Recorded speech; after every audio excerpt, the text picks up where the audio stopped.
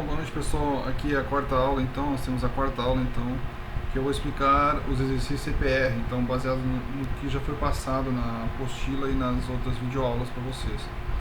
Então agora esses exercícios CPR serão para fixar conceitos básicos, mas baseado em exemplos abstratos, né? Esses exemplos eles constituem-se de frases, né? Essas frases podem ser o título de um trabalho, pode ser uma afirmação, pode ser uma pergunta, que você extrai aqueles conceitos básicos da estatística. Então, eu vou explicar como é que serão feitos esses exercícios, explicando o exercício, a questão número 1, tá?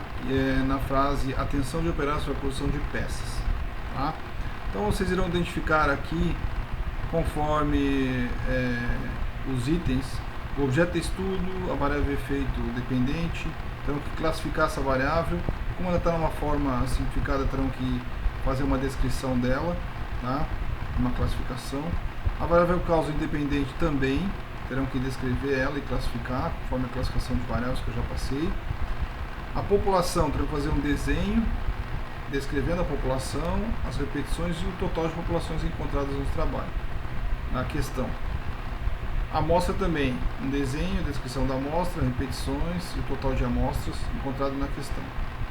Que vocês terão que, conforme a descrição das variáveis que vocês fizerem. Irão fazer então também um desenho esquemático final de população e amostras descritas. Tá? E determinarão a unidade amostral. Então será criada por vocês também a unidade amostral.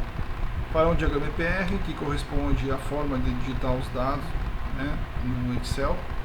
E a partir das variáveis identificadas por vocês, né, descritas, vocês irão classificar conforme a classificação das variáveis e determinar, né, vocês irão determinar o tipo de teste conforme as variáveis que vocês classificaram, pela tabela de teste que eu passei também. Então, nessas disciplinas que nós teremos, eu resolvi padronizar então a forma de entrega do trabalho, tá? Muitos irão entregar em grupo, outros individual, mas o formato da folha de resposta, né, vai ser esse aqui que eu vou passar. Então, vai ser folha de resposta do grupo número 1 ou do aluno tal, apostila número tal, escreve o nome da apostila, o número, como está que eu enviei para vocês. Poderão fazer a caneta, mas a letra terá que ser legível ou digitada em Word. E sendo da caneta ou digitado em Word, as folhas deverão ser salvas em um único arquivo em PDF e enumeradas. Tá? Deverão conter o nome dos alunos do grupo, escrever então se for a caneta de letra legível ou digitado em Word, mas escreverão o nome completo.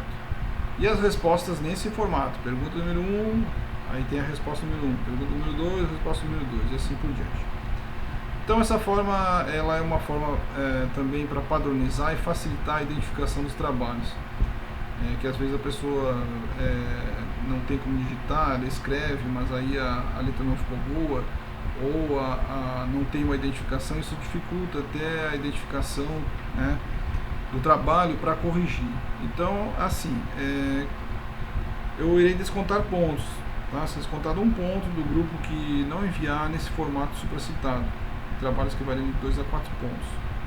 Trabalhos que valeram de 0,5 e 0,2 pontos, irei 0,2 décimos e descontar 0,1 a 2 décimos, tá? Pessoal, sob hipótese alguma, será acrescentado no nome de trabalhos de aluno que não fez ou não fez junto com o grupo e queira colocar, né? Isso aí não vai acontecer. Então, o trabalho que foi entregue já com o nome daqueles alunos, o aluno ele vai ter que fazer sozinho o trabalho, tá? Certo? Então, porque tem que haver uma consonância entre vocês dos grupos, né, para fazer os trabalhos, tá? E as respostas da caneta com letras legíveis eu vou descontar também em 0,1 décimo, porque a letra legível dificulta muito a correção, tá? Então fica complicado para corrigir, certo? Bom, então pessoal, baseado na regra EPR, tá? Na metodologia EPR que eu passei para vocês terão uma frase, né? No caso aqui eu tenho uma frase, poderia ser afirmação, uma pergunta. Então nessa frase, como é que a gente vai começar? Nessa frase, atenção de operários para a produção de peças, eu tenho aqui o operário, eu tenho que identificar primeiro o objeto de estudo, é o operário que tem atenção para a produção de peças e o operário que produz peças. Então, o operário é o objeto de estudo. Então, eu determino que seja o operário, tanto homem quanto mulher, foi determinado por mim. O que sobra são as variáveis, que são a atenção e a produção de peças. Percebam que estão simplificadas as variáveis. Mas, vamos supor, eu coloco a letra A na atenção e a letra B na produção de peças. E eu faço a pergunta. A atenção do operário depende da produção de peças? A atenção que ele tem para produzir peças depende? No meu entendimento, não. Então, no meu entendimento, não. Então, é a variável independente aqui. Tá? Se a variável causa o independente. Aí eu faço a pergunta de novo. A produção de peças depende da atenção do operário? Bom, a produção de peças vai depender. No meu entendimento, depende. Então, é a variável efeito. Percebam que essas variáveis estão simplificadas. A variável causa está só com uma palavra atenção. Mas vocês terão que criar, né, e descrever essa variável. Até porque no trabalho também vocês terão que descrever. Quando for fazer um estudo, vocês terão que descrever a variável. E aí eu resolvi descrever, então, a atenção como graus de atenção, e eu classifiquei como normal e moderado. Eu classifiquei baseado na classificação das variáveis, binária. Então eu classifiquei essa variável como uma variável qualitativa binária. Eu tenho o grupo normal e o moderado. Tá? Mesma coisa a produção de peças, está simplificado a produção de peças nessa frase, mas eu tenho que descrever, delimitar. Então eu digo que a produção de peças, né, que o operário vai produzir, ela é um número de peças produzidas por um operário em uma hora. Pronto, determinei. Então, quando eu conto o número de peças por operários, né, produzidas por operários, eu tenho uma variável quantitativa, do tipo contagem, baseado aqui que eu já passei aqui, que vocês estão vendo na apostila, né? Então é uma contagem, o número de filhos, etc, número de cadeiras, número de peças, tá? Então tá, o que eu fiz aqui? Eu identifiquei o objeto de estudo, identifiquei quem é a variável causa e efeito, e eu criei uma classificação para a variável e classifiquei dentro da classificação que já existe na literatura, tá? Uma coisa, pessoal, a variável independente, as categorias são grupos, viram grupos. Então, por exemplo, a categoria normal, ela é uma amostra, né, por exemplo, de produção de peças do grupo normal. A moderada é uma amostra de produção de peças do grupo moderado. Mas ela também corresponde à população, né? Se você tem no trabalho, né, você tem a população em amostra, você vai descrever dessa forma. E como eu falei para vocês, a variável que determina a população ou a amostra é a variável dependente, tá? Então aqui eu já sei, olhando apenas para as categorias, que eu tenho, se eu tiver, que eu terei duas populações e duas amostras, tá? As populações de produção de peças, certo?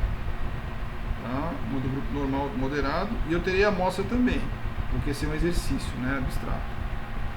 Então, aqui, ó, como é que eu identifico a população? Como eu falei, a população, a estatística é uma população de variáveis, identificada pela variável dependente. E a nossa variável dependente foi a produção de peças, tá? Que eu identifiquei como produção de peças, como variável dependente.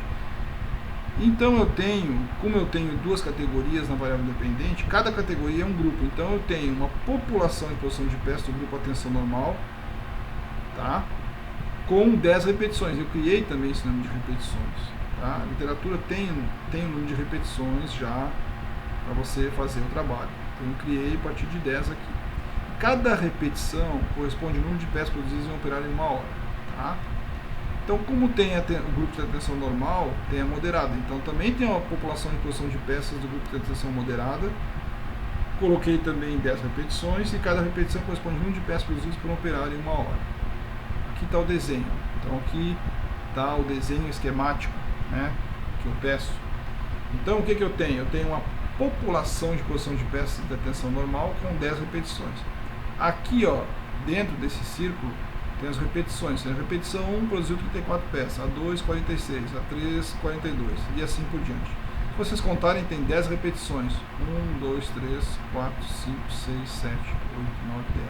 A variável resposta é número de peças produzidas por um operário. Então aqui é essa repetição, né? Eu falei para vocês que a repetição aqui a variável resposta, né? Ela corresponde então a variável resposta aqui é a produção de peças. Então essa repetição são as repetições. Essa repetição aqui é o número de peças produzidas por um operário. Essa outra, então, que é 34 peças.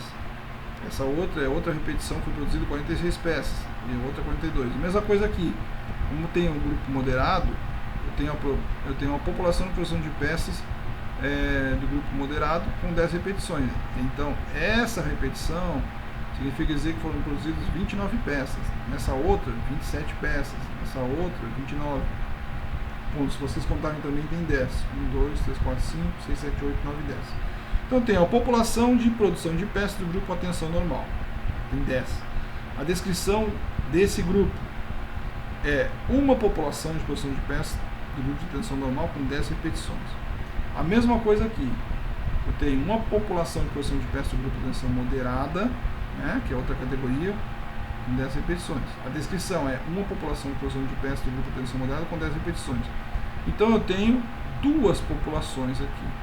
Tá? Uma população de produção de peças do grupo de atenção normal, do grupo de atenção normal com 10 repetições, e a outra população de produção de peças com grupo de atenção moderada com 10 repetições. Tá? A amostra também eu determinei que eram 4 repetições. Tá? Então, pessoal, eu tenho também uma amostra agora de produção de peças do grupo de atenção normal com 4 repetições.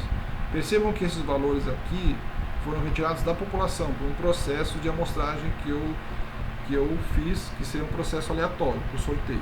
Tá? Então aqui, esses valores existem na população. Então 34, 41, 43, 52 existe. Ó, 34, 41, 43, 52 existe. Tá? Porque eu retirei por um processo aleatório. Então tem uma amostra de produção de peças do grupo de atenção normal. Aqui as repetições, 4 repetições. Então essa repetição produziu 34 peças, essa 41 e assim por diante. Então eu tenho uma amostra de produção de peças do grupo de atenção normal com 4 repetições. Mesma coisa no grupo moderado, eu tenho uma amostra de produção de peças de atenção moderada com 4 repetições. Essa repetição produziu 29 peças, essa outra 30, essa outra 25, 26. Mesma coisa também, foi extraída da população por um processo aleatório. 29, 30, 25, 26. Tá? Então eu tenho uma amostra de produção de peças do grupo atenção moderada. Aqui estão as repetições. Tem uma amostra de produção de peças do grupo de atenção moderada com 4 repetições. Então eu tenho um total de 2 amostras de produção de peças. Qual? Uma amostra de produção de peças, tá, do grupo de atenção normal com 4 repetições, e a outra amostra de produção de peças do grupo de atenção moderada com 4 repetições. Aqui eu tenho o total que eu falei para vocês. Ó. Então eu tenho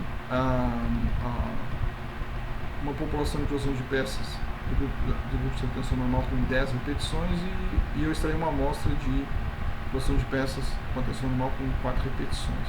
Ó, o Nzão é da população e o Nzinho é da amostra. Aqui também tem a população de produção de peças de atenção moderada com N igual a 10. E eu retiro uma amostra de produção de peças com atenção moderada com N igual a 4. Nzão e Nzinho. Nzinho da amostra e Nzão da população. Tá? Bom, e a unidade amostral? A unidade amostral, pessoal, é a menor unidade de medida. Tá? Nesse caso, eu coloquei aqui a menor unidade de medida como o número de peças produzidas do tipo E23 por um operário independente do sexo por 1 hora, conforme cada grupo de atenção, normal e moderado, né?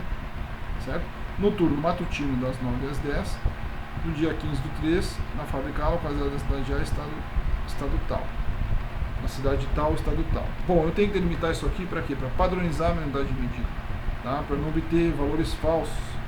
Tá? Então, por exemplo, um outro exemplo de unidade amostral, vamos supor que queira fazer exame de glicose, para verificar se a pessoa tem diabetes ou não. Como é que é a unidade amostral? A pessoa tem que ficar 12 horas em jejum, não tomar café e cedo da manhã retirar sangue. Então, ela não tem entrada de glicose no organismo. Então, os valores, né, daquele grupo que forem fazer aquele exame estarão padronizados, tá? Certo?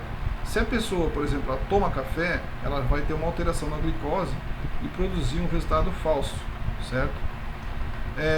A mesma coisa na nossa área, na aquicultura. Vamos supor que eu queira fazer uma biometria. Como é que é a unidade amostral? Bem, a unidade amostral para biometria, para retirar, né, peso, comprimento, eu vou fazer da seguinte forma. Eu farei a biometria no período da manhã, os peixes não irão se alimentar, irão passar por um processo de anestesia, certo? E serão pesados da seguinte forma: pesarei o recipiente com água, depois colocarei o peixe nesse recipiente com água e pesarei. E o peso do peixe será o peso do peixe mais o recipiente com água menos o peso do recipiente com água, que dará o peso do peixe. Então é uma metodologia, mas também é uma padronização, ou seja, de todos os peixes daquele grupo, eu terei que fazer então, todas as repetições terão que ser feitas da mesma forma, tá? Isso que eu quero dizer para vocês. Então tem que ter uma padronização para você não ter um falso resultado, né? Tá? Então esses são os exemplos de unidade amostral. Bom, e a planilha, o diagrama EPR é a planilha do Excel. Então isso aqui é quando a pessoa já coletou os dados, já foi feita a coleta dos dados, tá? Baseado num projeto, no objetivo geral, nos objetivos específicos. Então mesmo que você tenha no título duas variáveis, você terá um questionário onde irão aparecer as demais variáveis do trabalho, né? Porque nós temos aqui, vamos supor que eu queira fazer um trabalho da idade em relação ao sexo, como objetivo geral, mas no específico você quer testar a relação da idade com se a pessoa trabalha ou qual religião. Então essa tabela já contém todos os dados, e quando você faz a amostragem, você já coleta os dados que você tem interesse e aqueles outros dados que você também quer fazer outras relações. Então, por exemplo, na diagrama EPR, né, que é o que seria os dados serem colocados, organizados em linhas e colunas, em planilha, no caso da planilha Excel, nós temos que nas linhas nós temos o objeto estudo, tá? E nas colunas as variáveis, tá? Bom, uma coisa, as variáveis causas elas ficam nas colunas, a variável efeito ela fica na linha. Então aqui, ó, o que eu estou dizendo para vocês? Que o objeto de estudo número 1, né, eu já tiro a informação dele da idade que ele tem, do sexo, se ele trabalha ou da religião, tá? Então, na idade eu tenho as repetições, no sexo eu tenho as repetições, na situação de trabalhar sim ou não, tem as repetições também, religião também tem as repetições. Esse segundo objeto de estudo corresponde, né, a essa segunda repetição, né? Por exemplo, da idade aqui 25, segunda repetição de idade, o sexo feminino, desculpa, se trabalha, né, ou da religião. Então esta planilha, esse diagrama EPR corresponde àquela situação em que vocês já tenham coletados os dados e irão colocar numa tabela para procedimento de tabulação, né, para construção de gráficos, para cálculo de medidas de posição e dispersão, tá? Então é essa a situação, mas tem que ter a planilha EPR. Bom, e a planilha EPR então para a população, para as duas populações. Então eu tenho aqui, ó, nas linhas objeto de estudo, né, certo? E aqui um grupo, ó, atenção normal, outro grupo atenção moderada. Esse 1 é para indicar que aqui tem a repetição 1 da população de produção de peças com grupo de atenção normal e a repetição 1 também da população de produção de peças com atenção moderada. Mesma coisa o 2, né? Também segunda repetição da população de produção de peças com atenção normal e a segunda repetição da população de produção de peças com atenção moderada. Então isso aqui é um indicador apenas, né? As repetições estão aqui, certo? É um indicador, só para você saber que esse aqui corresponde à terceira repetição da população de produção de peças com atenção normal e a terceira repetição da população de produção de peças com atenção moderada, tá? Mesma coisa a amostra também, né? Mesma coisa a amostra também, que a amostra de produção de peças com atenção moderada, a primeira repetição, aqui já é do outro grupo. Primeira repetição da amostra de produção de peças com atenção moderada. Segunda repetição, aqui é a segunda repetição da amostra de produção de peças com atenção normal. Aqui é a segunda repetição da amostra de produção de peças com atenção moderada. E assim por diante. Tá? E como é que eu identifico o teste, pessoal? O teste é pela variável que foi criada, né? Então, por exemplo, a minha variável efeito dependente é a produção de peças produzidas por um operário por 1 hora. E então, o meu número de peças produzidas, ela foi classificada como uma variável quantitativa contagem. Então é uma variável quantitativa pela chave de teste. E a variável causa independente foi classificada como uma variável qualitativa do tipo binária, porque tinha duas categorias, dois grupos. Então, lembrando, cada categoria vira um grupo, certo? Mas se você tem 3 categorias, você tem 3 amostras. Se tem 5 categorias, você tem 5 amostras. Tá? E classificamos então como variável qualitativa binária. Tá? Então, segundo a chave de teste, segundo o professor Gansnier, quando a variável dependente é quantitativa e a variável dependente é binária, eu tenho 2 testes que eu posso fazer conforme a distribuição dos dados, né? Teste T ou teste menu item, mas é um teste para 2 grupos. O teste T é um teste para 2 grupos, tá? Então esse aqui é chamado teste de student, é um tipo de distribuição normal, e o teste menu item, o teste U, uma distribuição não normal, tá? Então aqui está a chave de teste que eu falei para vocês. Olha, se vocês têm a variável dependente, por isso que é importante você saber classificar a variável, identificar, delimitar ela, porque você vai já saber, antes de fazer só a coleta de dados, que teste você vai fazer para tomada de decisão. Então a variável dependente quantitativa da situação 2 e a variável independente binária, eu tenho, que são 2 categorias, eu irei fazer então o teste T ou o teste menu item, conforme a situação, conforme o tipo de distribuição. Se eu tenho mais de 2 categorias, que é chamado como categórico aqui, a variável dependente é quantitativa e a variável independente categórica, que tem mais de 2 categorias, eu já faço uma análise de variância conforme essa situação ou por square-wise, tá? Se eu tenho uma variável quantitativa, se eu tenho a variável dependente que é quantitativa e a variável independente que é quantitativa, eu faço uma correlação, tá? Dependendo da distribuição, eu faço uma correlação e uma regressão linear, certo? Dependendo da distribuição, eu faço uma correlação de Pearson ou correlação por postos, né? Então, dependendo da situação. Então, aqui também é um dado quantitativo, né? Certo? Assim como esse aqui. Então, para vocês perceberem a importância de vocês saberem esses conceitos, porque num trabalho você, antes de fazer o trabalho, como ele faz parte está envolvido no planejamento, né, do projeto, no planejamento, você já vai saber até que teste você vai conhecer, desde o organismo que você quer estudar, as variáveis, a classificação, as repetições que você vai colocar no trabalho, né, como você vai colocar os dados no Excel e que teste você vai fazer para tomada de decisão do trabalho, tá? Então é isso aí, pessoal. Boa noite a todos.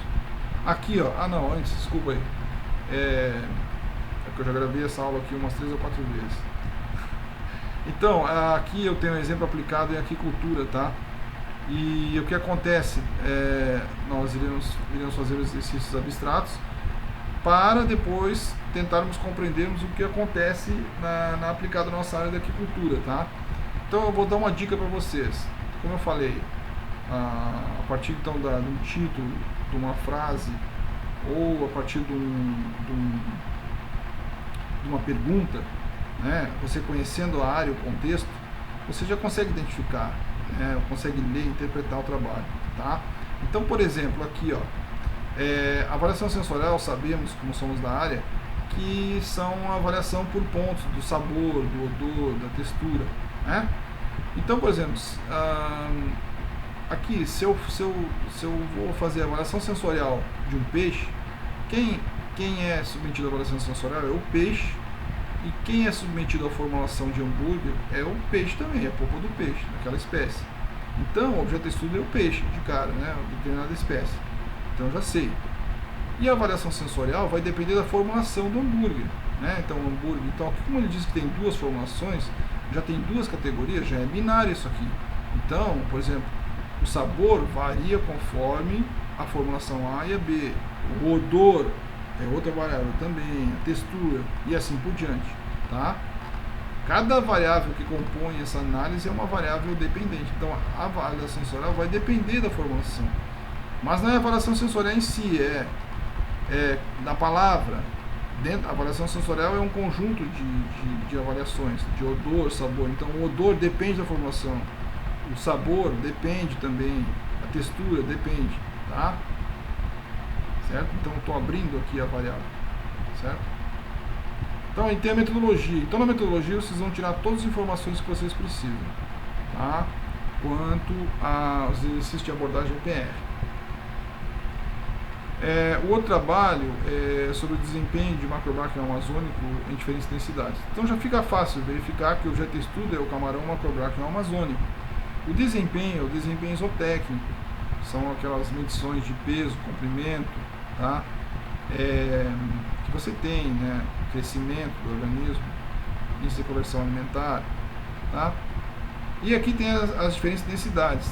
Então a densidade é a densidade mesmo dos indivíduos nos tanques.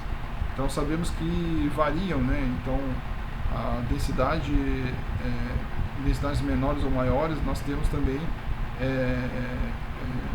relações de canibalismo entre os camarões, etc. Então quer testar em diferentes densidades. Então eu já sei que o desempenho, que o ganho de peso, que o crescimento, o desenvolvimento do camarão vai depender das densidades. Então, a quantidade de categorias que eu tiver aqui, se eu tiver uma densidade, duas, três densidades, serão o número de amostras ou populações. Então, geralmente os trabalhos são feitos com uma amostra, com amostras, tá? Mas a amostra sempre vem de uma população, tá? Mesmo que você não consiga obter aquela amostra do processo aleatório, você não conheça a população, se existe a amostra é porque existe a população, né? Então, se você tem um trabalho só com a amostra, isso significa dizer que você fez um processo de escolha, não um sorteio. Você foi lá e pegou os organismos, selecionou, que a gente vai ver isso aí em a parte de técnicas de amostragem, tá? Então, já estou dando a dica para vocês aqui como é que nós devemos responder. E aqui também, assim como no trabalho, tem a metodologia aqui, então você vai ler, então tudo que está de informação que foi pedido na abordagem PR, vocês irão encontrar aqui, pessoal, tá? Então é isso aí, boa noite a todos.